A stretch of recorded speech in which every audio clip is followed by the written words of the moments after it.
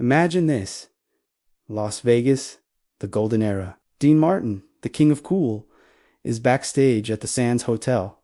He's just finished a show, the crowd's applause still ringing in his ears. He's in his dressing room, pouring himself a drink, when the door creaks open. In walks a man, but this isn't a fan or a fellow performer. This man is Johnny Rosselli, a notorious mob enforcer, a genuine hitman for the Chicago outfit. The air in the room instantly freezes. Rosselli's reputation preceded him. He was the kind of guy who made even tough guys nervous. He closes the door behind him, and the silence is deafening.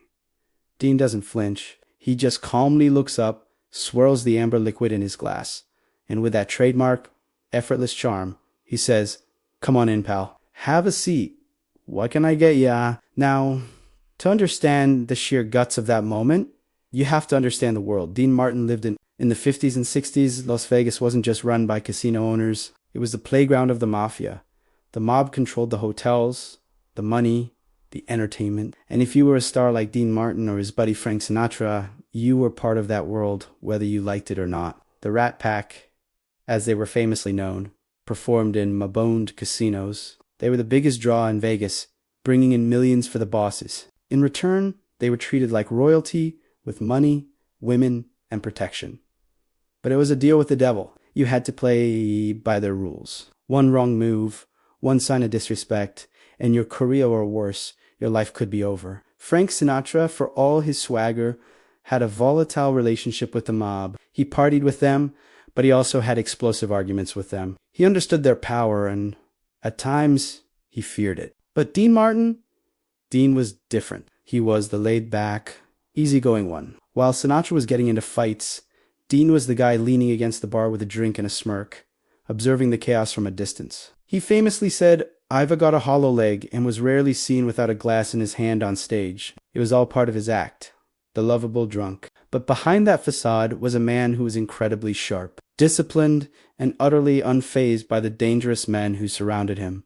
He knew exactly who these guys were. He knew what they were capable of, and he treated them not with fear, but with a casual, almost dismissive respect. He saw them not as mythical gangsters, but just as men. This attitude baffled the mobsters. They didn't know how to handle someone who wasn't intimidated by them. So, let's go back to that dressing room. Johnny Rosselli, the mob fixer, wasn't there for a friendly chat. He was there on business, sent by the bosses. The story goes that another celebrity had gotten on the wrong side of the mob, and they wanted to send a message. They wanted Dean to stop associating with this person, to publicly cut ties. It was a threat, plain and simple. Anyone else would have been sweating, promising to do whatever they asked, but not Dean. He offers the hitman a drink. Rosselli, taken aback, declines. He lays out the mob's demands, his voice low and serious. He explains the situation, the potential consequences. He expects Dean to be rattled. Dean just listens patiently, takes a slow sip of his drink, and then looks Rosselli straight in the eye. What he says next is the stuff of legend. He doesn't argue. He doesn't beg.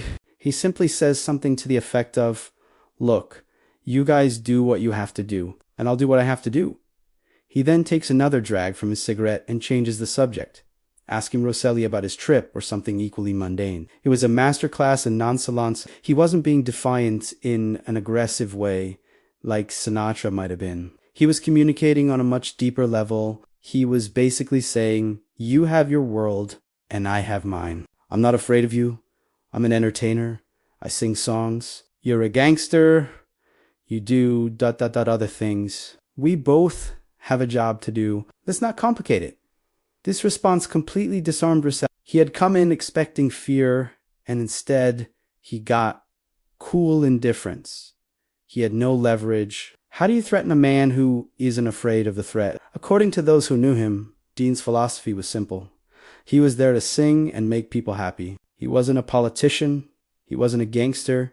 He wasn't taking sides. He treated everyone the same. Whether it was the President of the United States or a Chicago mob boss, he gave him a polite nod, shared a drink if they wanted one, and then he went about his business.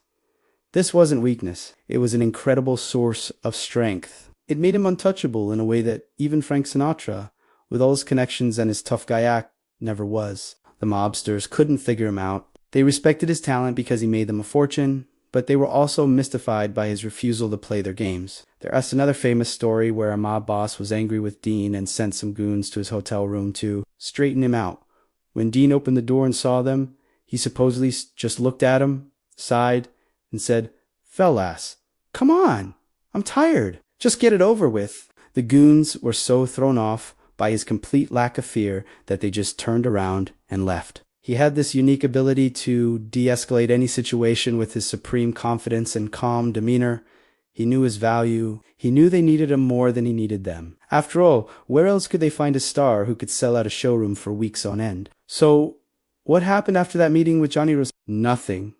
Absolutely nothing happened to Dean. Rosselli went back to his bosses and presumably told them that Dean Martin was a different kind of animal. He couldn't be muscled, and the celebrity the mob was angry with, the issue just ... faded away. Dean had drawn a line in the sand, not with anger or threats, but with a glass of whiskey and a cool, steady gaze. He had shown them that he was his own man, operating under his own rules. This approach defined his entire life. He showed up, did his job flawlessly, and went home. He avoided the drama, the politics, the feuds. He famously left the Rat Pack summit meetings early, saying, "I gotta get my beauty sleep." While others were plotting and scheming, Dean was probably at home, watching a Western on TV. The lesson from that smoke-filled dressing room still echoes today. It's a lesson about a different kind of power, not the power of violence or intimidation, but the power of knowing your own worth and refusing to be drawn into other people's chaos. Dean Martin taught us that the coolest guy in the room isn't the loudest or the toughest. It's the one who is completely comfortable in his own skin, who can face down a killer with a simple question. What can I get ya? He was a true original, the king of cool, not just because of how he sang or how he looked, but because of how he lived and bothered unfazed and utterly uniquely himself. Thanks so much for watching. If you enjoyed this story about old school Hollywood in Vegas, don't forget to hit that like button and subscribe for more. We'll see you in the next one.